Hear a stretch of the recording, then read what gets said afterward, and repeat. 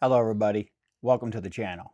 I'd like to start today by giving a big shout out to everybody who subscribed after my last video. I had 9 subscribers and I'm up to 40, so thank you very much. Let's keep that up. Let's see if we can add another 0 and keep on going. So, in this week's video, I would actually like to talk to you about my experience with Voxel PLA Plus. Now, first, I'll say I am not sponsored by Voxel, not sponsored by Bamboo. I bought this filament with my own money, and truth be told, when I did this video a little bit late, I was hoping to get it done yesterday, but didn't really have time. It's been a busy week, but I was going to hope that this review was going to go better than what it is. Unfortunately, my experience is not so great, and I'm going to attribute that probably to user error, namely because I use PETG a lot more. But unfortunately, my experience so far is just not been good. So hang around, stick out with me, and we'll see what's going to happen. So for starters, when you order from Voxel PLA, I've done 2 separate orders so far, and I have noticed that it can come in different packaging. This appears to be a thick kind of plastic. The vacuum seal isn't as good as I necessarily would like to see, but I mean, it's definitely adequate, and it comes with some desiccant in there.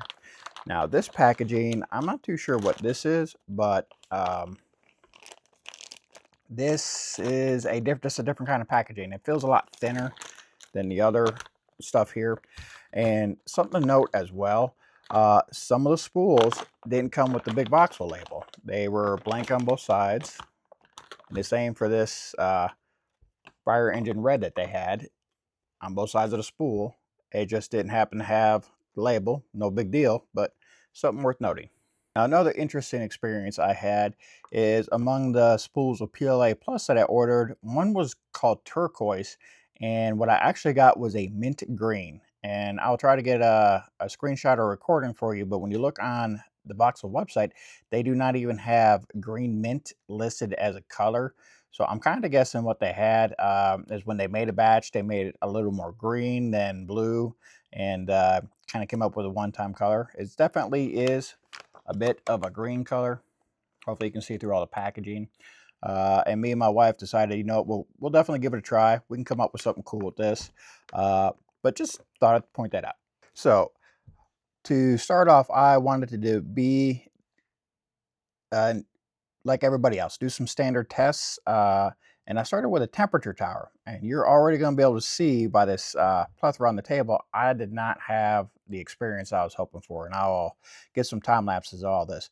But this was the very first temperature tower that I did. And it did not make it far before it got knocked off the build plate. So I tried reprinting it again. I actually washed off the build plate, just soap and water, no alcohol, no nothing, and tried again. And it got a lot further. And this is the tower that went with it. And you can also see the stringing, but you might be able to tell here on the bottom that it warped here. And that's what knocked it off the build plate. So I tried a third time in the fire engine red color. And it didn't warp on the bottom, but it got knocked off the build plate again. And I do not know why. I tried changing the settings. I would leave the door open, take off the top cover, leave the door closed. I just did not have great experience. So I went back to Makerworld and I went and I downloaded a different temperature tower model. And this one actually printed out nicely. And there's actually, the print quality is actually really good. There's no stringing, no globbing, no nothing. And the whole temperature range, it actually print pretty good, even though when you look at the Voxel website, the print profile actually says to use the Bamboo Lab PLA basic settings. And for the most part, it has worked, but as you'll find out in this review, I just could not get it to print the way I wanted to. So now on to the Benchy.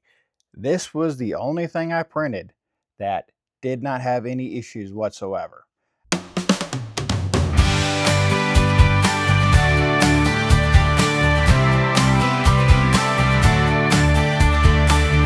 And it actually came out pretty good all the way around. I hope the camera will be able to catch it, but under the U-shape here, there's a little bit of drooping from the overhang, But outside of that, that's kind of the only issue that happened with this Benchy at all. And this, believe it or not, has been the very first Benchy that I've ever made. And I hope I can get it on camera, but on both sides of the arch there, there's a bit of an overhang. But outside of that, that was kind of the only issue that actually happened. So again, this is the only thing I printed that didn't have any problem whatsoever. But as we get into the next thing, you're going to see that I definitely had issues, and I attribute that to me, user error, not so much the filament. But let's move on. So the next thing I tried doing was actually a model of my own, my very first model. And I had some failures and some success. So as you can see here, this is kind of where I had failures. So this was actually the base. And if you take a look on the inside, I actually put room for a 6x3mm magnet. And the bases, so for the most part, I never had issues printing the bases, but a couple of my flags warped. And I hope I get this on camera, but you can see here along the edge, it lifted up and definitely did not do very well. And same with this, it ended up warping along that same edge, lifted up, and actually gave me a motor extruder overload alarm and stopped the print. And considering that it was basically ruined at that point, I went ahead and stopped the print. And I think, was it this one? Yeah, this one actually warped so bad that it just snapped when I pulled it off the build plate. So that didn't go so well. Now, these were some that I actually printed quite successfully. No warping. I increased the temperature on the build plate. Did not add a brim. I tried that and it didn't seem to help, but there was no warping. And these printed actually quite nicely.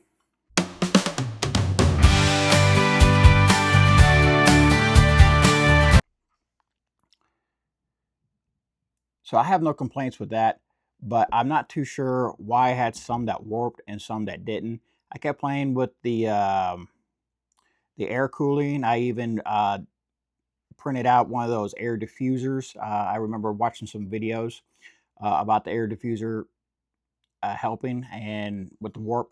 So I had downloaded and printed and installed that on the printer.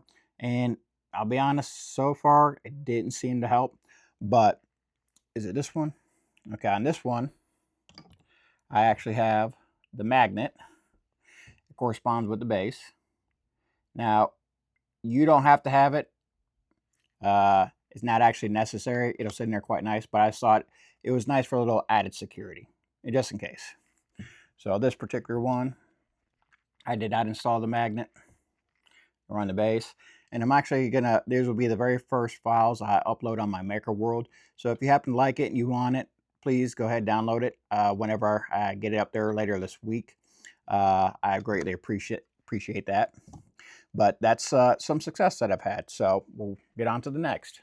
So for the next project I had, I actually really wanted to print out a desktop tabletop sign of my YouTube logo to have actually in the background of future videos. And as you're fixing to find out, like I did, that turned out to be far more difficult than what I thought. And I had started with basically kind of a blank. I wanted to have a blank template. I was also going to upload that to Makerworld, so if anybody wanted to have a tabletop sign that they could add text or ornaments or anything they wanted to, that there would be a nice template that people could have. So this is actually the very first one that I tried, and the base printed fine, but the connectors that I had made, because I cut the model, as you're going to see, I don't know how or why, but those connector pieces were not the correct size.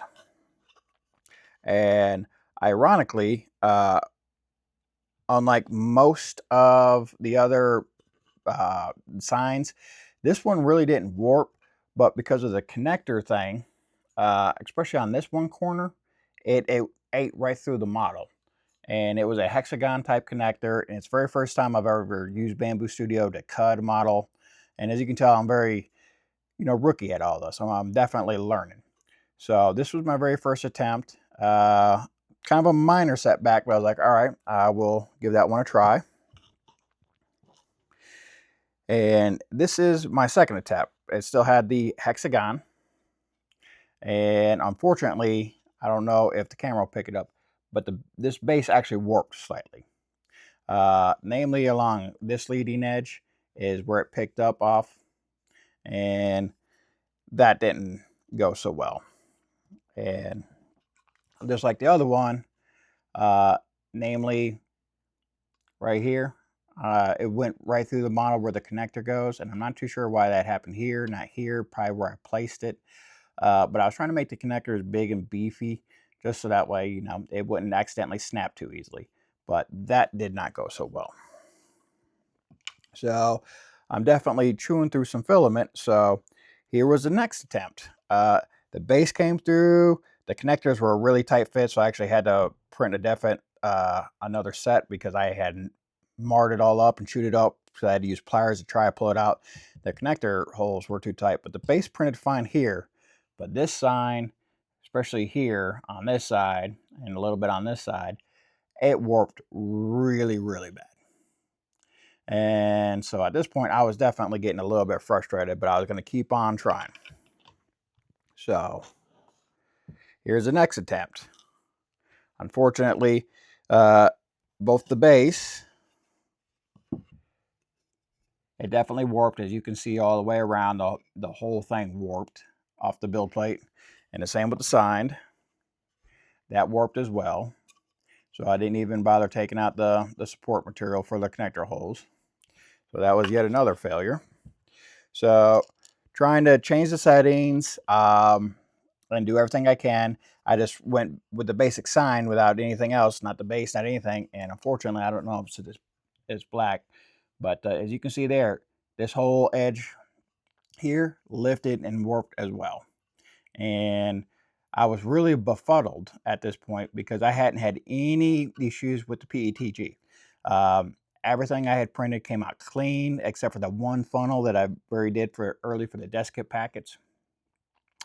And I don't understand why I'm having issues the way that I'm having. And I'm sure it's user error just because I primarily use PETG instead of PLA, but I am definitely having issues with this material.